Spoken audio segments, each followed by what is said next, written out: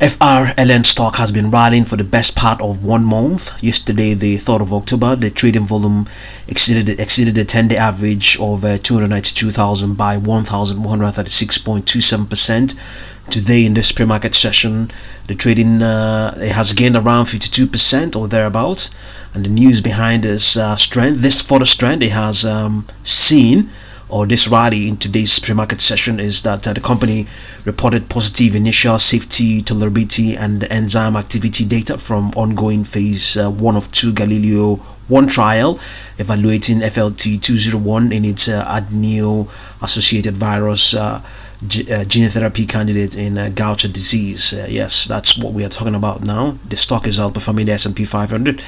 S&P 500 volatility, look at that, 1,145.05% in the last 10 trading sessions. It's astronomical. It's you thought 150% volatility was crazy. You've now seen something 10 times more than that.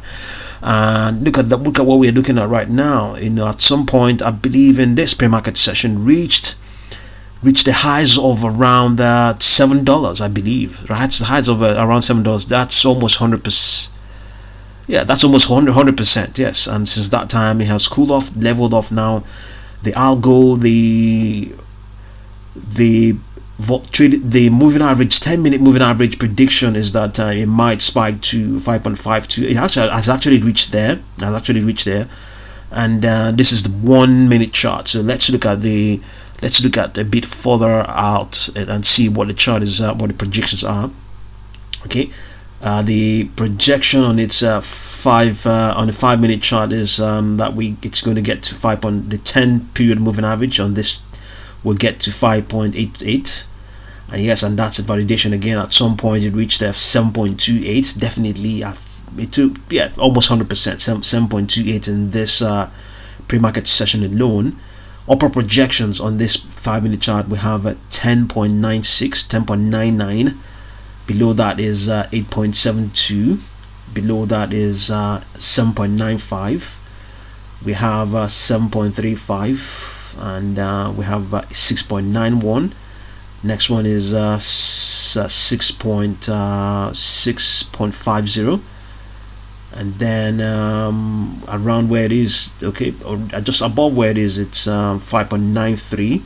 Below that we have 5.08, and then all the way down to 2.86. So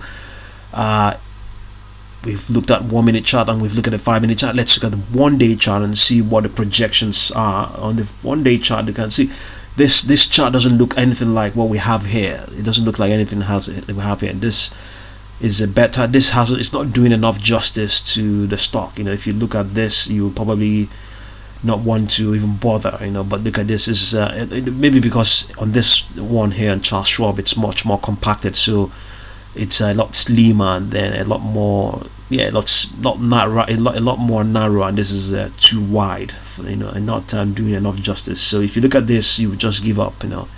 So we have this is the 10 period moving average. 10-day moving average is indicating that come Wednesday the 3rd of Wednesday the 11th of October, it wouldn't be as strong as it is right now, 4.4, but at least it will be. It's projecting that this is a 10-day moving average. So the 10-day moving average, usually if a stock is showing strength, it's usually lower. It's usually less than the price itself. So assuming, because we can see it's upward sloping here, assuming that will be the case, then the stock itself might be higher than $4.93. So let's look at we can actually look at this algo and find out what the price prediction will be.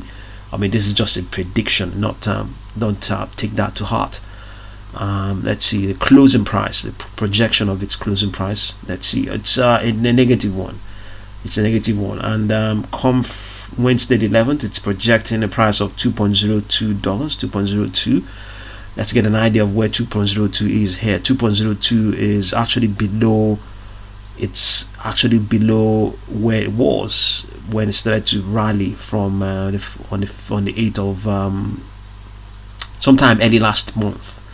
2.02 will be all the way down to somewhere like here. 2.02 that will be something like a 52-week low. It hasn't the 52-week low it has ever printed. The 52-week low it printed was in June, $2.24. So well, let's have a look and see if that is going to happen, but let's get back to the moving average. It tends to be a better predictor, the moving average against the price predictor. Okay, so FRLN showing strength. It's doing well. I mean, since the best part of 1 month, you can't really, and rising steadily, not not like what it had before, this huge spike and then give up all of those. But this time around, it's gradual inch up. So let's see. We'll just stick with the forecast on its moving average of $4.44 come Wednesday, the 11th of October. Okay, let's see whether we can project a bit further out. It's not exactly the best to do that. Let's see whether we can project further out. It has 9 lengths. Let's make it 15. Let's see whether it's going to yield anything. Yeah, 15. Nothing further was projected. Let's keep it the way it was, 9.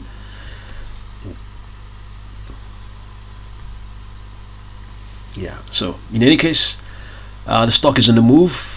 Let's look back on the 5-minute chart and see what we can. I think we might just stick with the projections here. So this is, as I said earlier on, the moving average. Okay, oh well, we've just calculated another price. It's predicting that okay, so this has okay, it's projecting that at some point it's going to retrace to, let's see, has it not? That's a projection. Yeah, today okay, yes, this is by New York time. It's going to drop to 4.89. I mean, not naturally. This is what we get in the pre-market sessions. The stock rallies and then also gives up some of those gains. So right now, it's currently trading at 5.44. It's projecting that it's going to reach 5.95. Mind you, it has actually reached $7.2, and so it's projecting that it might drop down to 4.84 at some point. That is by 13:35 p.m. New York time. That's what the projection is. But outside that, we has these are just the regressions on its 10-period moving average. Those are different from the Fibonacci projections, which are also projecting what the prices might be. 5.11 above this much lower 10-period moving average projection. So we have 5.11, 5.93, 6.48,